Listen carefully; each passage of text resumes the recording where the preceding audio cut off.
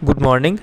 Exam date announce हो चुका है, उसी को लेकर के जो तैयारी कराई जा रही है कि एक वीडियो में S1 एक वीडियो में S2 इस तरह से, तो इसी का ये S1 का दूसरा इसमें हम लोग की शिक्षा के समकालीन मुद्दे जानेंगे।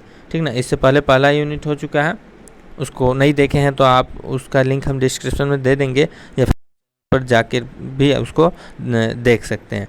ठीक है, तो इसको हम लोग देखते हैं। अगर आप चैनल पर नए हैं, चैनल से जुड़कर चैनल को सब्सक्राइब कर लीजिए। ठीक है, अब हम लोग देखते हैं शिक्षा के समकालीन मुद्दे। इससे क्या मतलब समझ में आता है। अब ये जो दूसरा यूनिट है इसमें है आधुनिकीकरण, वैश्वीकरण, सामाजिक परिवर्तन और शिक्षा, ये सबको हम लोगों को जानना है। ठीक ना। अब आधुनिकीकरण से क्या समझते हैं, ये कहने का मतलब शिक्षा के क्षेत्र में आधुनिकीकरण तो हर क्षेत्र में हुआ है, लेकिन शिक्षा के क्षेत्र में हम लोगों को देखना है। देखिए, आधुनिकीकरण से तात्पर्य एक रिवॉल्यूशन, क्रांति, इस तौर पर देखिए कि पहले हमारी जो शिक्षा व्यवस्था थी, हमारा जो शिक्षण संस्थान हुआ करता था, क्या अभी जो शिक्षण संस्थान है, शिक्षा व्यवस्था है, शिक्षा के जो साधन है, जो शिक्षा देते हैं, उनका व्यवहार, उनका रवैया, उनका जो ढांचा था, क्या वैसा ही था जो अभी है? नहीं, बिल्कुल नहीं है। उसमें बदलाव हुआ है। आधुनिकीकरण के तहत हम लोग बदलते आए हैं। हम लोगों ने देखा कि पहले आदर्शवाद की विचारधाराएं शिक्षकों के द्वारा फॉलो की जाती थी, जिसमें कि जो है व्याख्यान विधि को मुख्य माना जाता था, जिसमें बच्चे श्रोता मात्र होते थे। तो इस तरह से भी देखिए, इसमें भी आधुनिकीकरण आया। फिर नहीं, आदर्शवाद नहीं होगा, व्यवहारवाद होगा, जिसमें कि दोनों बच्चे, शिक्षक और बच्चे दोनों क्रियाशील होंगे, एक दूसरे से बातें करेंगे, डेमोन्स्ट्रेशन मेथड यूज किया जाएगा, ह्यूरिस्टिक अप्रोच अपनाया जाएगा। तो इस तरह से जो है कि आधुनिकीकरण हुआ। अब जैसे कि हमने आपको विधि में दिखाया, एक शिक्षण विधियों में या तौर तरीक़ों में शिक्षक का भी जो तौर तरीका है, क्या वो वैसा ही है? पहले NCF को लोग पहले, जैसे NCF 2005 है, ठीक ना, ये क्या कहता है? शिक्षक जो है कि बच्चे पर छड़ी नहीं उठाएगा, उसको मारेगा नहीं, क्योंकि पहले की अवधारणा ये थी कि के लिए है, पर अब नहीं है ऐसा।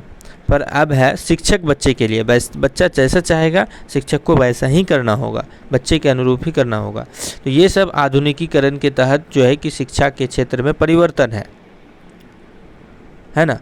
जैसे NCF 2005 आया, ये बहुत सारा कानून लेके आया है ना। 5 इसका मुख्य आधार है।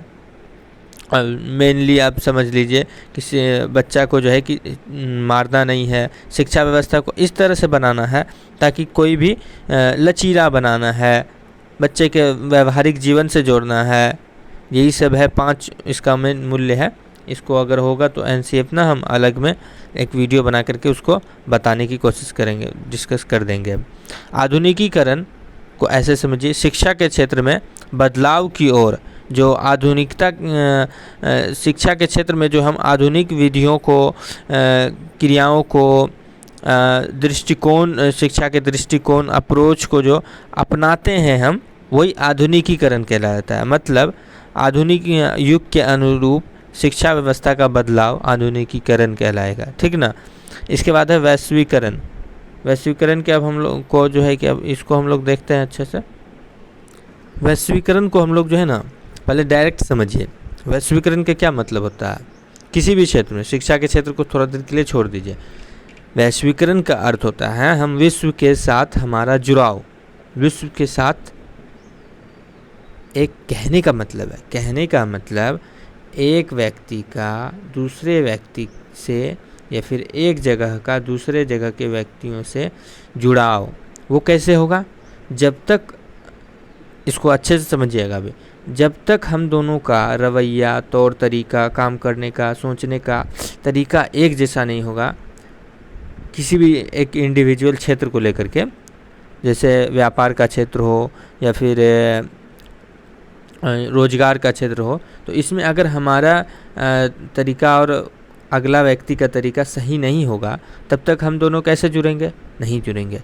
तो वैश्वीकरण के अंतर्गत शिक्षा के क्षेत्र में यही है कि हम वैश्विक नियमों, भौतिक जो ढांचा है, विद्यालय का, इंस्टीट्यूट का, उन सब को हम अपनाएं और विश्व के साथ जो कदम से कदम मिलाकर, विकसित देशों के साथ कदम से कदम मिलाकर हम चलें। यही है वैश्वीकरण का अर्थ। मतलब शिक्षा के क्षेत्र में वैश्वीकरण शिक्षा के क्षेत्र में विश्व के साथ, विश्व के जो विकसित देश हैं उनके नियमों को जो और उनके भौतिक ढांचाओं आदि को फॉलो करना, अपने यहाँ इम्प्लीमेंट करना, यही वैश्वीकरण कहलाएगा। अब जैसे देखिए, पहले विद्यालय का जो ढांचा होता था, इंस्टीट्यूट का जो ढांचा होता था, क्या वैसा ही है अभी भी? नहीं। पहले गुरुकुल में शिक्षा दी जाती थी, है ना, गुरुकुल में शिक्षा दी जाती थी, वहाँ कोई इंस्टीट्यूट नहीं होता था, पेड़ के नीचे शिक्षा दी जाती थी। लेकिन हम धीरे धीरे आधुनिक युग आया लोगों में और परिवर्तन हुआ, सकारात्मक परिवर्तन, ठीक ना। आधुनिक में मेनली सकारात्मक होता है, नकारात्मक भी होता है, इससे नुकसान भी होता है। आधुनिकीकरण से कुछ नुकसान भी हुए हैं, तो आपको एग्जाम में हो सकता है कि पूछे आधुनिकीकरण से फ़ायदे या नुकसान, तो आपको वो भी लिख देना है, ठीक है। वैश्वीकरण में अब जैसे कि हमारा जो विद्यालय का ढांचा है, जैसे आप संकुल देखते होंगे, संकुल जिसको बोलते हैं, CRC जो होता है, क्लस्टर रिसोर्सेज सेंटर, उसका जो ढांचा होता है वो बना हुआ, वो आपने देखा होगा, गोल इस तरह से रहता है उसका बना हुआ, है ना। तो कहने का मतलब समय के साथ परिवर्तन हुआ और एक अलग पहचान दे दिया गया। ये तो फिजिकल ढांचा में हुआ, और जो शिक्षण विधियां हैं उसमें भी बदलाव हुआ। कैसे? पहले यहाँ व्याख्यान विधि का ही प्रयोग किया जाता था, लेकिन समय के साथ लोगों को समझ में आया, लोगों ने डेमोन्स्ट्रेशन मेथड जो प्रयोग विधि है इसका भी प्रयोग करना शुरू किया, और इसका लोगों ने देखा कि पॉजिटिव रिजल्ट आ रहा है। फिर ह्यूरिस्टिक अप्रोच जो होता है, खोज विधि, ह्यूरिस्टिक मेथड, इसको अपनाया गया, तो देखा गया कि बच्चों में खोज प्रवृत्ति का विकास होता है। तो इस तरह से, और जो शिक्षा देने की का जो मेन तरीका है रोजगार भी इससे बढ़ा है। जैसे कि पहले अंग्रेजी की क्लास को उतना महत्व नहीं दिया जाता था, है ना, लेकिन अभी वैश्वीकरण के तहत जो है कि लोगों ने समझा कि नहीं, हमको अगर विश्व के साथ जुड़ना है, उसके अपने देश को विकसित देशों की श्रेणी में लाना है, तो हमें विश्व के साथ कम्युनिकेट करना होगा, उनके बारे में जानना होगा, विकसित देशों के बारे में जानना होगा। तो उसके लिए हमको क्या होगा? सबसे बड़ी बात आती है लैंग्वेज। तो हमको लैंग्वेज सीखेंगे जब तक नहीं, तब तक कैसे होगा? इसलिए अब के विद्यालयों में अंग्रेजी को जो है कि एक प्रभावी विषय के रूप में उभार कर लाया गया, ताकि लोग सीखें, दूसरे देशों के साथ जुड़ाव हो, और जो है कि किसी शिक्षा के क्षेत्र में या फिर किसी भी क्षेत्र में वैश्वीकरण के तहत हम अपने देश को विकसित करने में अपना योगदान दे सकें। इसके बाद है सामाजिक परिवर्तन, ठीक ना। उम्मीद है आपको ये वैश्वीकरण, आधुनिकीकरण समझ में आए होंगे, ठीक है। अब सामाजिक परिवर्तन भी इन दोनों से के ही जैसा है। सामाजिक परिवर्तन इस तरह से है, जैसे समाज में जो, ये तो हम शिक्षा के क्षेत्र में था, अब है क्या कि सामाजिक नियम, कानून, कायदे जो भी हैं, उसमें समय के साथ परिवर्तन होता रहता है। आपने अपने समाज में स्वयं महसूस किया होगा, आपने जब जन्म लिया उस समय समाज की विचारधाराएं, मान्यता, जो दृष्टिकोण थे, क्या वही है अभी भी? गौर कीजिए इस पर। नहीं, पहले का जो समाज था वो महिलाओं को बाहर नहीं निकलने देता था। वो औरतों को सिर्फ और सिर्फ ये समझता था कि ये खाना बनाएगी, घर के काम काज करेगी, रोजगार नहीं करेगी। समझ में आ रही है बातें? और एक चीज़ देखिए, राजा राम मोहन राय, इसका आप लोगों ने नाम सुना होगा। ये क्या थे? जो एक, क्या तो बोलते हैं उसको, ये एक जो एक कुप्रथा चलती आ रही थी समाज में, एक्चुअल याद नहीं है वो कुप्रथा का नाम, लेकिन हम आपको स्टोरी सुनाते हैं। जैसे एक अगर किसी का पति मर जाता था तो समाज क्या करता था, उसकी पत्नी जो विधवा हो जाती थी उसको भी उसके साथ में जला देता था, जिंदा ही। तो बताइए, ये कुरीति थी ना समाज में, इसको कैसे बदला गया? सामाजिक परिवर्तन के तहत। समाज के बुद्धिजीवियों ने बहुत जोर लगाया और सकारात्मक इस जो थे पहले नियम कानून कायदे, उसे नकारात्मक दृष्टि से देखते हुए सकारात्मक परिवर्तन लाने की प्रयास किया और एक क्रांति के रूप में राजा राम मोहन राय ने इस कार्य को किया। और आज हमारा समाज परिवर्तन हो चुका है, हम हर क्षेत्र में लगभग बदल चुके हैं, हमारा दृष्टिकोण बदल चुका है। हम महिलाओं को भी बाहर जाने के लिए जो है कि नहीं रोकते हैं, ये नहीं सोचते हैं केवल महिला ही खाना बना सकती है, पुरुष भी खाना बनाते हैं, घर के कामों में हाथ बटाते हैं। तो ये है सामाजिक परिवर्तन। उम्मीद है आपको बातें समझ में आ गई होगी, ठीक ना। और अभी इसमें आपको आता है कि शिक्षा के क्षेत्र से शिक्षा की मदद से कैसे सामाजिक परिवर्तन संभव है। तो देखिए, अभी आप सामाजिक परिवर्तन समझ गए, तो एक बात बताइए, आप जब शिक्षित हो जाइएगा, आप जब जानकार हो जाइएगा, अच्छे बुरे की समझ हो जाएगी, आप में विवेक हो जाएगा, तो आप समझिएगा ना कि समाज में कौन सा नियम सही है, कौन नियम गलत है, कौन गलत कर रहा है, कौन सही कर रहा है, उसके अनुरूप जो है कि आप कार्य कीजिएगा। आप अगर आपको कुछ नकारात्मक समाज में दिखेगा तो आप उसको हटाने की कोशिश कीजिएगा। तो यही है शिक्षा के क्षेत्र से, शिक्षा की मदद से परिवर्तन, सामाजिक परिवर्तन कैसे संभव है। तो जब एक शिक्षित व्यक्ति हो जाएगा और वो समाज जो और एक बात सुनिए, शिक्षित समाज तो सबसे ज़्यादा, शिक्षित समाज में ज़्यादा परिवर्तन होता है अशिक्षित समाज की अपेक्षा। और जो आधुनिकीकरण है या फिर वैश्वीकरण है, ये सब पर भी सामाजिक परिवर्तन का, ये सब से भी सामाजिक परिवर्तन पर प्रभाव पड़ता है। मतलब जो जितना आधुनिक होगा जो समाज, वो उसमें उतना जल्दी सामाजिक परिवर्तन होगा। और जो वैश्वीकरण से जुड़ा हुआ है वो तो समझ ही रहे हैं कि विश्व के नियम को जान रहा है, विश्व समय के साथ वो बदलाव होगा ही होगा उसमें। उम्मीद है आपको ये बातें समझ में आ गई होगी, ठीक ना। और शिक्षा का यहाँ पर यही मतलब है कि इन सब में शिक्षा का क्या महत्व है। तो उम्मीद है जब आपको इतनी आधुनिकीकरण समझ में आ गया, वैश्वीकरण समझ में आ गया, सामाजिक परिवर्तन समझ में आ गया, तो शिक्षा का भी समझ में आ ही गया होगा। नहीं तो हम एक बार फिर से रिपीट कर देते हैं। आधुनिकीकरण में शिक्षा का ये मतलब है जब शिक्षित समाज में आधुनिकीकरण तेज़ी से होगा इन कंपेरिजन किसके, जो आधुनिकीकरण जो समाज नहीं अपनाया, आधुनिकता को नहीं अपनाया। आधुनिकीकरण जो है ना, यह आधुनिकता एक अवधारणा है, ठीक ना। जो समाज इस अवधारणा के तहत अपने समाज को विकसित करता है, समाज के बुद्धिजीवी लोग, वो शिक्षा के तहत वो जो है कि ज़्यादा विकसित करता है, ठीक ना। शिक्षित समाज जो होता है, जो वो आधुनिकताओं को अपनाकर जल्दी विकसित होता है। और वैश्वीकरण भी यही है कि हम शिक्षा के क्षेत्र को एक मंच बना लेंगे और तब जो है कि वैश्वीकरण के तहत आगे बढ़ेंगे, तो हम तेज़ी से हमारा विकास होगा। अब है शिक्षा में गुणवत्ता का सवाल। ये क्वेश्चन हमने बताया था पिछली बार 2019 में, ये 2021 में, ये इम्पोर्टेंट है और इसका हमने टोटल प्रिपरेशन कराया था। और सिर्फ इसके प्रिपरेशन से 3 से 4 क्वेश्चन आया था, जो कि अभी भी नोट्स इसका बनाया हुआ है। तो इसको समझिए क्या है शिक्षा में गुणवत्ता का मेन जो शिक्षा में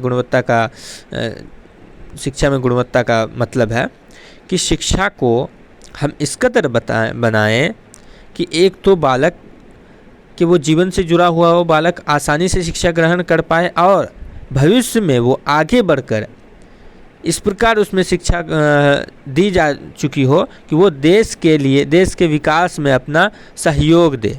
यही गुणवत्तापूर्ण शिक्षा का उदाहरण है। गुणवत्तापूर्ण शिक्षा का मतलब यही है कि हम बच्चों को इस प्रकार की शिक्षाएं दें कि वे एक तो अपने ज़िंदगी में खुद को सेल्फ डिपेंडेंट बने ही, और जो शिक्षा हो वो बच्चों के जीवन से जुड़ा हुआ हो, और जो शिक्षा हो उसका वे असल जीवन में उपयोग कर पाए। ठीक ना, मतलब इस कदर पढ़ाना, इस तरह से समझाना कि वे अपने जीवन में जो प्रैक्टिकल लाइफ है, उसमें डेली लाइफ है, उसमें उसको यूज करे, जो हमने बताया। जैसे अभी हमने आपको सामाजिक परिवर्तन के बारे में बताया, तो केवल यह आप सुन लिए बस हो गया। तो आपने सुना ना सामाजिक परिवर्तन क्या होता है सकारात्मक नकारात्मक दृष्टि से, तो आप जब पढ़िएगा, शिक्षित होइएगा, तो आप भी जा कर के समाज में समाजीकरण करने को लेकर एक मुहिम चलाइएगा। जो नकारात्मक भावनाएं होंगी, नकारात्मक नियम होंगे, है ना। तो यही गुणवत्तापूर्ण शिक्षा का एक उदाहरण है। अब इसमें 2-3 पक्ष आता है। जैसे गुणवत्तापूर्ण शिक्षा देने के लिए विद्यालय का ढांचा सही होना चाहिए, विद्यालय में बच्चों के लिए संसाधन सही होना चाहिए, विद्यालय को का एक उचित माहौल होना चाहिए, शिक्षक को उचित जानकारी होनी चाहिए, शिक्षक को जो शिक्षा देने का तरीका है वो होना चाहिए, और शिक्षण विधियाँ जो है जो उसमें समय के साथ परिवर्तन होना चाहिए, वो समय के साथ परिवर्तनशील हो। ऐसा नहीं कि हम एक नियम बना लिए तो वही बना करके चलेंगे। जैसे हम आपको पहले बताए थे, व्याख्यान विधि का पहले प्रायोरिटी था, व्याख्यान विधि ही उपयोग में लाई जाती थी। एक तरफा संप्रेषण होता था, जिसमें कि केवल शिक्षक बोलते थे, बच्चा मात्र श्रोता रहता था, तो बच्चा बोर होने लगता था, है ना। तो यही सब था, आदर्शवाद की अवधारणाएं थी। तो ये सब बदला, और तब जो है कि अब की शिक्षाएं लगभग गुणवत्तापूर्ण की ओर बढ़ चुकी है। 2-3 कुछ कमियां हैं, वो समय के साथ वो भी बदलेगी। ठीक है, अब उम्मीद है आपको वो भी समझ में आ गया होगा। अब है शिक्षा, सार्वजनिक शिक्षा बनाम जो है कि निजी शिक्षा। सार्वजनिक शिक्षा मतलब समझ लीजिए कि सरकारी शिक्षा, निजी शिक्षा मतलब प्राइवेट शिक्षा। तो दोनों में जो आपको फ़ायदा नुकसान, किस प्रकार की शिक्षाएं दी जाती है, यही आपको जानना है। एग्ज़ाम में पूछ सकता है सार्वजनिक शिक्षा क्या है, कौन कौन ले सकता है, क्या है इसके फ़ायदे नुकसान, क्या निजीकरण से, शिक्षा का निजीकरण करने से कुछ फ़ायदा हो सकता है, नुकसान हो सकता है। तो इसका भी वीडियो हम अच्छे से समझा करके इस पर ये डाला हुआ है चैनल पर, ठीक ना। उसको आप लोग अच्छे से देखिएगा और समझने की कोशिश कीजिएगा। फिर भी हम यहाँ पर बता देते हैं, सार्वजनिक शिक्षा मतलब सरकारी शिक्षा मतलब सबके लिए शिक्षा, जो कि संविधान में जो है कि 6 से 14 आयु वर्ष के जो बच्चों के लिए निःशुल्क और अनिवार्य शिक्षा का अधिकार है। ये कि अमीर गरीब, ऊंच नीच, सुविधा संपन्न सुविधाहीन, सभी बच्चों के लिए है, ठीक ना। ये नहीं कि स्पेशल बच्चों के लिए, अमीर है उसी के लिए। भारत के सभी नागरिकों को 6 मूल अधिकार प्राप्त हैं, जिसमें कि जो शिक्षा का अधिकार है वो भी है, जिसके तहत 6 से 14 वर्ष आयु के बच्चों को निःशुल्क एवं अनिवार्य शिक्षा दी जाएगी। ठीक है, अब है निजी शिक्षा। निजी शिक्षा कहने का मतलब प्राइवेट शिक्षा। प्राइवेट शिक्षा है, देखिए, जैसे कोई व्यक्ति अपना व्यक्तिगत रूप से कोई संस्थान खोल लेता है और वहाँ शिक्षा देता है, और उसका वो शुल्क भी लेता है ना। तो ये कहला जाएगा निजी शिक्षा। और एक बात सुनिए, निजी विद्यालयों में एक नियम होता है, जो कि वो और उसको ऑपरेट करता है ना, जो समिति, जो क्या बोलते हैं उसको, ट्रस्ट, उस पर एक जिम्मेदारी होता है कि विद्यालय में कम से कम वो 25% या फिर शायद आई थिंक 25 बच्चा का कुछ नियम है कि वो बिना फीस के उस बच्चे को पढ़ाएगा, ठीक ना। लेकिन कौन सा जो है कि निजी विद्यालय इसको करता है। खैर, शिक्षा का क्षेत्र है, हर जगह वही हाल है, ठीक ना। अब हम लोग देखते हैं शिक्षा का निजीकरण। शिक्षा का निजीकरण, इस लाइन का मतलब है उदारवादी दृष्टिकोण तथा आलोचनात्मक विमर्श। अब देखिए ज़रा, यदि हम शिक्षा के क्षेत्र में भी निजीकरण कर देते हैं, मतलब शिक्षा को देते हैं, शिक्षा का प्राइवेटाइजेशन कर देते हैं, तो क्या बदलाव होगा, क्या फ़ायदे होंगे, क्या नुकसान होंगे, इन सबको आपको इसके अंदर दिखाना है। जैसे आपको हम कुछ ये देखिए, क्या है शिक्षा का निजीकरण से मतलब क्या होगा फ़ायदा, क्या होगा नुकसान। जैसे देखिए, कुछ हम आपको जो है ना फ़ायदा दिखाते हैं। फ़ायदा में जैसे है, शिक्षा का निजीकरण हो जाने से मतलब है क्या, देखिए कि शिक्षा की जो विद्यालय है, ढांचा है, जो स्वरूप, कुछ बदल दिया जाएगा। मतलब सरकार, और जो पेमेंट देगा वो भी सरकार नहीं देगी, कोई दूसरा जो है कि थर्ड पर्सन देगा, जो कि आपके पेमेंट में कटौती भी कर सकता है। जैसे अभी बहुत सारा जो है कि ऐसा बहाली वाला, जैसे बेल्ट्रॉन है हमारे बिहार में, आपने सुना होगा। तो इस तरह से जो प्राइवेट ये होता है पेमेंट देने वाला, वो होता है कि आपका पेमेंट जितना है उतना ना भी दे, लगभग ऐसा ही होता है, ठीक ना, अगर कोई प्राइवेट संस्था दे। तो ये हुआ इसका आलोचनात्मक विमर्श, मतलब नेगेटिव थाउट। और पॉजिटिव थाउट में आप देख लीजिए, जब प्राइवेट हो जाता है कोई चीज़ तो एक नियम बन जाता है, आपको 9 बजे का टाइम है तो 9 बजे आना ही होगा, बायोमेट्रिक लग जाएगा, आप 9:01 में आइएगा, अटेंडेंस कट जाएगा, अटेंडेंस कटा, पेमेंट नहीं मिलेगा उस दिन का। जैसे पेमेंट नहीं मिलेगा, आप दूसरा दिन से सतर्क हो जाइएगा। दूसरा दिन आप 9 बजे क्या 8:50 में विद्यालय पहुंच जाइएगा। तो निजीकरण के तहत ये एक उदारवादी दृष्टिकोण हुआ कि एक इससे फ़ायदा होगा, लोग समय पर पहुंचेंगे और जो जितने देर की उसकी क्लास होगी वे उतना देर क्लास लेंगे, नहीं होगा तो जो ऊपर में हेड मास्टर होंगे उन पर प्रेशर आएगा।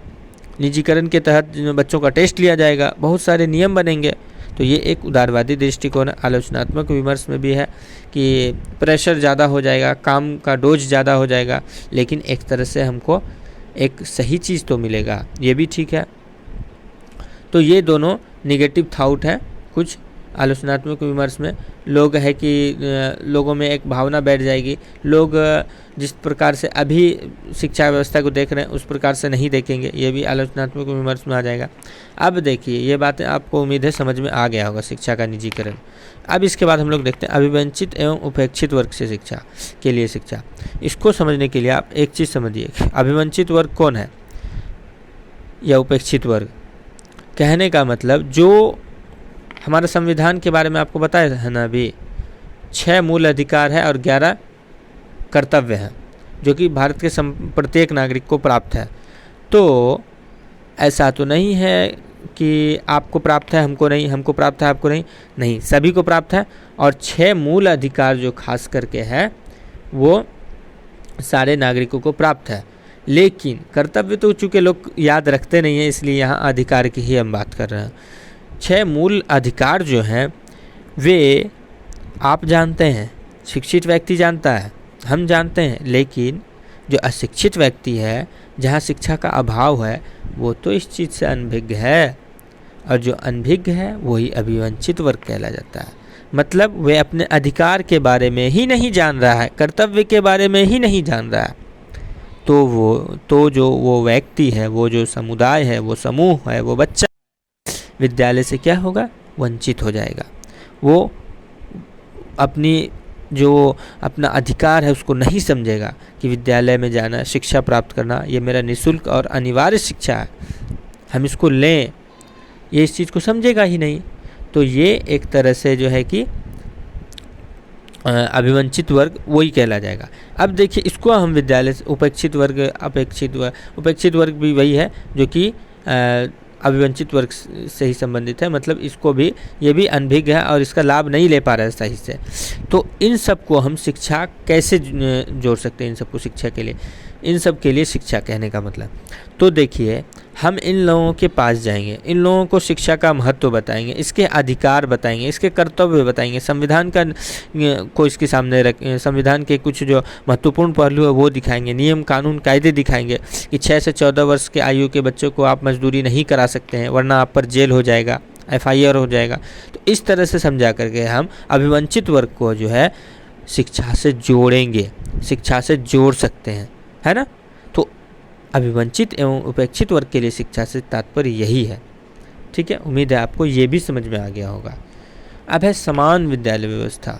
समान विद्यालय व्यवस्था को समझने से पहले आप जो है विद्यालय व्यवस्था को समझिए। जो स्कूल सिस्टम है वो 4 प्रकार का होता है। एक तो है सामान्य विद्यालय व्यवस्था, ठीक ना, और दूसरा है विशेष विद्यालय व्यवस्था, दूसरा है विशेष विद्यालय व्यवस्था, तीसरा है एकीकृत और चौथा है समावेशी। और अभी कौन सा चल रहा है ये आपको बताना है। चारों में से बताइए कौन सा चल रहा है, कैसी शिक्षा व्यवस्था अभी अपनाई गई है। मान लीजिए ए है ऑप्शन, बी है, आप कमेंट कीजिएगा एक बार, ठीक ना, देखते हैं आप लोगों का क्या थॉट है। आप इसके आगे जाने से पहले ही कमेंट कर दीजिए, तो समझ में आ जाएगा कि आपका जो आप देख रहे हैं आपको उतनी देर से बातें समझ में आई है या नहीं। तो देखिए, समान विद्यालय व्यवस्था से मतलब हम सभी को समान विद्यालय कहने का मतलब समान विद्यालय, और विशेष कहने का, विशेष आप समझते हैं, आपके यहाँ अतिथि आता है आप उसको विशेष दर्जा देते हैं, समझ में आ रही है बात। जब अतिथि आता है आप उसके लिए स्पेशल व्यंजन बनाते हैं, स्पेशल उसके लिए आप घर को सजाते हैं, जो घर आंगन है, घर है, सबको साफ करते हैं, तो ये विशेष है।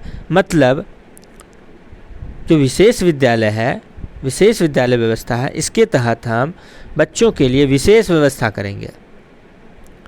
मतलब केवल विशेष बच्चा ही इसमें पढ़ेगा। और सामान्य विद्यालय व्यवस्था क्या है कि इसमें मतलब इसमें केवल सामान्य बच्चा ही पढ़ेगा। सामान्य बच्चा और विशेष बच्चा से क्या मतलब है, ज़रा इसको समझ लीजिए। सामान्य बच्चा जो सामान्य व्यक्तियों की तरह, सामान्य लोगों की तरह सुन सकता है, बोल सकता है, कर सकता है, देख सकता है, ये सामान्य कहलाया जाएगा। विशेष क्या है, जिसे किसी भी प्रकार की मतलब एक्स्ट्रा, जैसे क्या बोलते हैं, प्रतिभाशाली हो गया, आर्थिक रूप से मंद, ये मानसिक रूप से मंद बालक हो गया, विकलांग दिव्यांग बालक हो गया, जो मान लीजिए दृष्टिहीन बालक हो गया, जो सुन ना सकता हो वो बालक हो गया, तो ये सब जो है विशेष बालक कहलाएगा, विशेष बच्चा कहलाएगा। तो इनके लिए विशेष विद्यालय बनाया गया, इनके लिए विशेष व्यवस्था की गई विशेष विद्यालय में। तो यहाँ पर देखा गया, फिर लोगों में दिमाग आया, शिक्षा व्यवस्था में बदलाव आया, तो लोग एकीकृत व्यवस्था किए। उसके तहत क्या था, उन लोगों का कहना था जब ऐसा रखते हैं तो विशेष सामान्य बच्चा और विशेष बच्चा को जब अलग करते हैं तो विशेष बच्चों में एक निगेटिव थॉट बैठता है। ये उन लोगों का सोच था कि लोग विशेष बच्चे जो है कि खुद को सामान्य बच्चे से अलग समझते हैं। तो उन लोगों ने कहा एक काम करते हैं, इन दोनों को हम लोग साथ में कर देते हैं। तब जब साथ किया गया तो ये एकीकृत कहलाया, इंटीग्रेटेड एजुकेशन सिस्टम। तब इसके तहत क्या हुआ कि समान विद्यालय व्यवस्था, सामान्य बच्चे और विशेष बच्चे, विशेष विद्यालय व्यवस्था दोनों को मर्ज करके एकीकृत बना दिया गया। मतलब सामान्य और विशेष दोनों प्रकार के बच्चे एकीकृत विद्यालय में, एकीकृत सामान्य विद्यालय व्यवस्था में शिक्षण अधिगम करेंगे। फिर यहाँ पर समस्या पैदा हो गई। समस्या ये पैदा हुई कि हम तो विशेष विद्यालय व्यवस्था में बच्चों को विशेष आवश्यकता वाले बच्चे होते हैं, ये है ना, तो इसे विशेष साधन की आवश्यकता होती है, तो जो कि हम विशेष विद्यालय में दे रहे थे। लेकिन एकीकृत में ऐसा नहीं है। अगर इसको देंगे तो फिर सामान्य विद्यालय व्यवस्था, सामान्य बच्चा जो है कि वो अलग हो जाएगा। तो इसको भी इस वजह से एकीकृत विद्यालय व्यवस्था में जो विशेष बच्चों को विशेष सुविधाएं, विशेष संसाधन प्राप्त नहीं हो रहे थे। तो फिर शिक्षा व्यवस्था में उन समय के साथ बदलाव आया, लोगों में विचार विकसित हुए। तो लोगों ने शिक्षा व्यवस्था के जो जिम्मेदार लोग हैं उन लोगों ने समावेशी शिक्षा, इंक्लूसिव एजुकेशन सिस्टम को अपनाने का प्रयास किया, अपनाया। इसके तहत क्या था, सामान्य, विशेष, एकीकृत, मतलब सभी प्रकार के बच्चे एक ही विद्यालय में पढ़ेंगे, शिक्षण अधिगम की जो प्रक्रिया है वो करेंगे।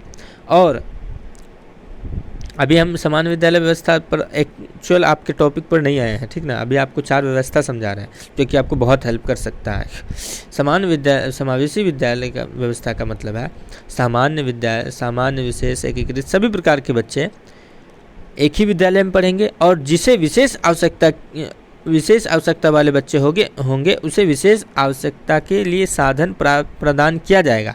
मतलब कोई बच्चा है जो दृष्टिहीन है, मतलब कम दिखाई देता है, उसको दिखाई देता है, कम दिखाई देता है, तो उसके लिए क्या किया जाएगा, उसको आगे बैठाया जाएगा। कोई कम सुन सकता है तो उसको भी आगे बैठाया जाएगा। कोई बच्चा देख ही नहीं पाता तो उसके लिए कौन सा नियम लाया, कौन सा है, ब्रेल लिपि का उपयोग किया जाएगा।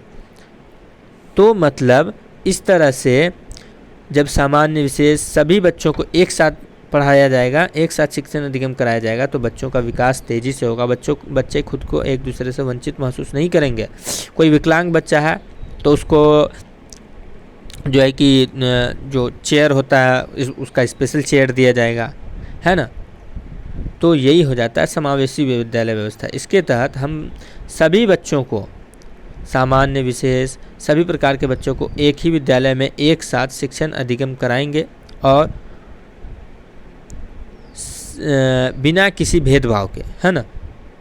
कोई प्रतिभाशाली बच्चा है वो भी उसी क्लास में पढ़ेगा, कोई सामान्य बच्चा है, कोई मंद बुद्धि है वो भी उसी क्लास में पढ़ेगा, ठीक ना। अब जैसे मंद बुद्धि है तो उसको उस पर थोड़ा ज़्यादा मेहनत करना होगा, जो विशेष है वो क्लास को डिस्टर्ब कर सकता है, तो हम समय के साथ अपने जो शिक्षक होंगे वो परिस्थिति के अनुसार उस बदलाव कर सकते हैं, ठीक है। अब है समान विद्यालय व्यवस्था में असल में है क्या, अभी आपने समझा समान विद्यालय व्यवस्था को। इसमें जब शिक्षा दी जाती है तो बच्चों से कोई शुल्क नहीं लिया जाता है। सारा शुल्क का वहन कौन करता है? सरकार करती है। सारा शुल्क सरकार देती है। अभी तो मध्याह्न भोजन भी चलने लगा है, तो मतलब बच्चों को विद्यालय में शिक्षा देना और बच्चों को विद्यालय में बिना किसी भेदभाव की शिक्षा देना और उनके सारे संसाधनों की पूर्ति सरकार द्वारा ही करना, यही समान विद्यालय व्यवस्था कहला जाएगा, ठीक है। उम्मीद है अब आपको ये सारी चीज़ें समझ में आ गई होगी।